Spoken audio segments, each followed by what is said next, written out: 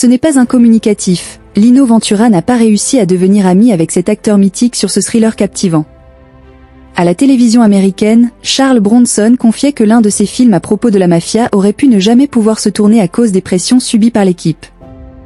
La même année que Le Parrain, un autre film de mafia sort aux États-Unis, porté par Charles Bronson et Lino Ventura. Il s'agit du troisième et dernier long métrage réunissant Bronson avec le réalisateur Terence Young, avec qui il avait fait le polar De la part des copains, 1970, et le western Soleil Rouge, 1971. Intitulé Cosa Nostra, l'affaire Valachi, il raconte le destin de Joseph Valachi, le premier à avoir dénoncé officiellement l'existence de la mafia aux États-Unis en 1963. On lui doit la popularisation du terme Cosa Nostra. Il est incarné par Bronson qui, invité du Dick Cavett Show en octobre 1972, expliquait que le film avait eu des difficultés à se faire. Les gens sont vraiment mécontents. Nous avons dû changer des noms, et même des noms de certains lieux, car nous avons reçu des menaces de procès aussi. Point. Le producteur Dino De Laurentiis m'a dit qu'il avait reçu une lettre de la part d'un haut responsable de la mafia de New York. Et Dino De Laurentiis a obtenu la permission de faire un film sur les Valachi Papers dans cette ville. Quand vous traitez de quelque chose en lien avec la mafia, vous devez avoir leur permission.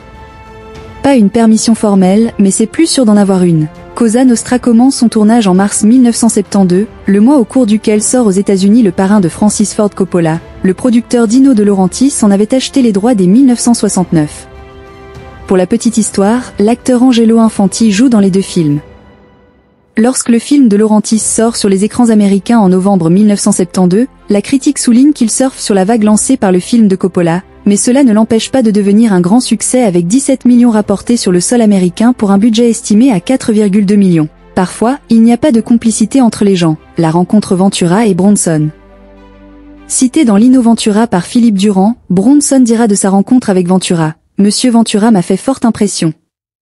À Cinecittà, il était plus connu que moi et tout le monde voulait le rencontrer. Mais c'est sa force dramatique qui m'a surtout impressionné.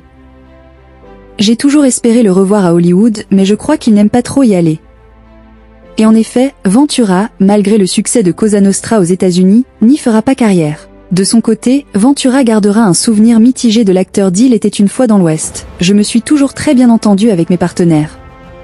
Parfois, pourtant, il n'y a pas de complicité entre les gens, et c'est triste. Ça m'est arrivé une fois, avec Charles Bronson. Il faut dire que ce n'est pas un communicatif.